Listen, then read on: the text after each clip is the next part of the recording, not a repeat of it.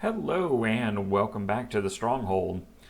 Friday night is once again right around the corner, and that means F&M. Of course, I'm coming to you Thursday just before the event drops, so you can get a head start and make your decisions and hit the ground running and get those 2 ICRs really quick. This week's Friday Night Magic, of course, is Historic Brawl. And they dare to call it friendly. And this week we're going to reach to one of our budget commanders from the current budget year, and I think you'll find it to be a very generous deck. But before we get into all that, I've set a goal here for the channel to get to 100 subscribers, and while that does not seem like a lofty goal, I can't do it without you. So if you're finding any sort of technical value, any sort of entertainment value, or just are a giving sort of soul, please take a moment and subscribe to the channel. And again, if you're seeing the value, others probably will too. So be sure to push this out to a friend who may or may not play Arena yet, because hopefully my content is just the sort of thing that beginners need in order to get a leg up on the environment. And here we are, just a couple months into that goal, and we are already over halfway. That's right, at the time of this recording, we have hit 51 subs, and our goal was to hit 100 by the end of the year. So hurrah to us. I'm considering this a major success and victory. And I just want to take a moment to thank all of you out there who have assisted with this. Particularly those folks that you see on our screen, our subscribers who have taken the initiative not only to subscribe to the channel, but also made their subscription public. So thank you to each and every one of you. If you have chosen to keep your subscription private, I respect that. And I'm so glad to have you here. And while I have your attention, don't forget to tap the notification bell and make sure that you are being notified of all the possible content that we're bringing out there to you, so you never miss out on a thing.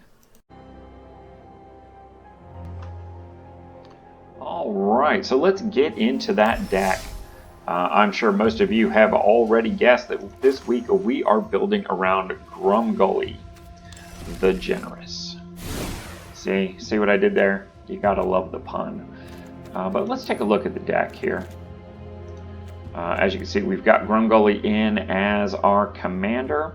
And honestly, I really built this as a very budget-minded deck, mostly using commons and uncommons that I know you have, mythics and rares that I already know you have from your new player experience, or those wild cards that we have spent together.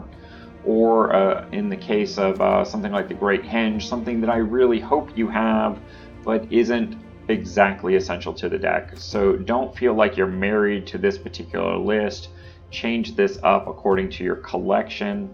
I have added 7 copies of 7 Dwarves because that is my new favorite cheaty way around singleton formats. A lot of people don't see it coming, and they end up burning a lot of removal on something like that. And then you drop your Galta Primal Hunger, which was our last commander, and they got nothing left in the tank.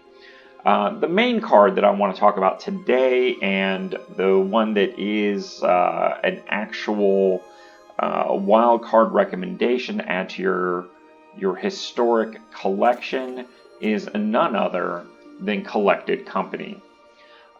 This is, if not the most powerful card in Historic, it is definitely the most influential.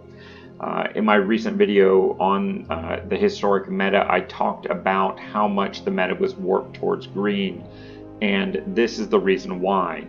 You have lists that are otherwise mono white or mono blue, or really any other mono color, that are going and splashing green just to be able to splash this card. It's that powerful.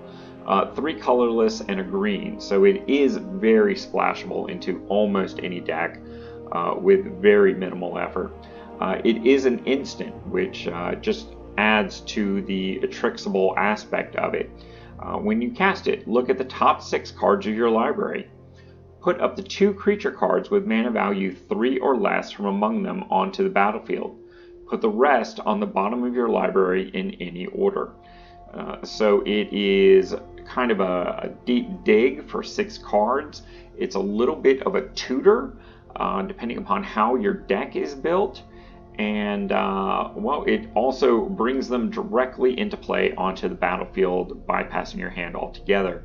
So it in essence is a dig spell, a tutor, a draw spell, and a cheat reanimator sort of spell. Extremely powerful, and as you can see, really over half of our deck is designed to trigger that ability, or to be hit by that. Everything in our 1 slot except for Satyr's Cunning and Shock. Fire Prophecy does not trigger it, Ram Through would not, and Sets in Training does not. Bone Crusher Giant actually would. Chandra's Acolyte, that's a card that we added to our historic collection a while back for our mono red deck. That one does not, and Invigorating Surge does not. So probably at least 40% of our deck triggers off of that very nicely. Collective Company, extremely powerful. It is worth a 1 wild card to be able to use it in your Brawl decks, and of course a single copy in any of your historic decks. Using or splashing green is worthwhile. Other than that, this deck is really meant to build around Grumgully's Generosity. Each other non-human creature you control enters the battlefield with a +1/+1. And if I remember correctly, the only human creatures that we have are Surf Baron and the token created by Lovestruck Beast. Everything else comes into play with that +1/+1 counter, which means that we are kind of cheating our way above curve. For instance, a 1-drop for 1 with Death Touch, Moss Viper, is arguably on curve or quite possibly above curve already. But then when you get a 2/2 Death Touch for 1, pretty ridiculous. Questing Beast, Lovestruck Beast, beasts in general tend to be above curve, but then when you make it a 5/5 Vigilance, Death Touch, Haste for 4 mana, it's just even dumber. So really what we're trying to do here is to get above curve with this deck by using Grumgully. And since it is only 3 mana, even if they do catch onto your synergy and use a burn spell to take him out of the game, next turn you may be able to bring him back at only 5 mana. And with things like the Great Henge in play, you again have a cheat on that +1/+1 counter. So now you're talking about a Moss Viper that is a 3/3 Death Touch for 1. Great Henge also adds mana and extends your life to make this deck even harder to play around. We have limited amounts of Burn Through Shock, Fire Prophecy, Burn Bright to a lesser degree, Bolt Hound to a lesser degree, that let us pump our creatures or remove our opponent's creatures. Also things like Ram Through do very much the same thing, and in many cases, because we do have some creatures with trample, we also have Sets in Training to allow us to give trample to creatures like a 3/3 Death Touch Moss Viper. Allows Ram Through to be even more potent for us. Cards like Arasta, Satyr's Coming, Lovestruck Beast create token creatures and by extension create a bit of card advantage for us, almost all of which are triggering points for Grumgully and all of which are triggering points for Great Henge's +1/+1 ability. So it's not very hard with this deck to really get above curve and start creating some value. You start dropping your third 7 dwarf, which at that point would be a 6/6 if you've got both Grumgully and your Great Henge in play. A 6/6 for 2 mana is just dumb. You very quickly control the board state, then you use your overrun effects like Bolt Hound and Burn Bright to overwhelm your opponent with an Alpha Strike. Cards like Chandra's Acolyte that create 2 1/1 red elemental tokens that then become 2/2s or 3/3s depending upon how your board state is stacked, just becomes overwhelming for your opponent. And of course those elemental tokens can swing regardless because you're going to lose them at the end of turn anyway. So all in all, this has the potential to be a very janky deck that becomes very synergistic and very easily overwhelming your opponent. Take it for a spin. I hope you enjoy it, and I hope to see you in the Friday Night Magic event.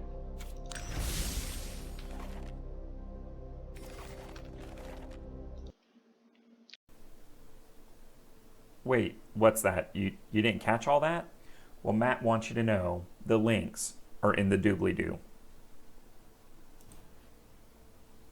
But let's not forget that the main reason that we are so interested in these Friday Night Magic at Homes is the 2 free rare or better ICRs that you get for winning just 2 matches.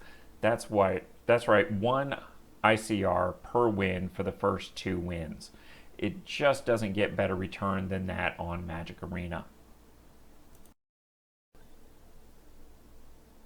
And while I am not a big cosmetics guy, I know a lot of you out there are really into the cosmetics, and the Friday Night Magic at Home is a great opportunity for you to partner with your local game store during these troubling and difficult times and receive a code to get 2 free cosmetics items that could be anything from card cosmetics to avatars to sleeves. Really a great opportunity to get those little special freebies that for some of us make the game more fun. And with all that having been said, please take this opportunity to like, comment, and subscribe. It is the budget way to support this budget channel because it doesn't cost you a thing. Do it for Graham. Do it for the algorithm. Do it for the iced coffee. And until next time, I'll see you in the arena.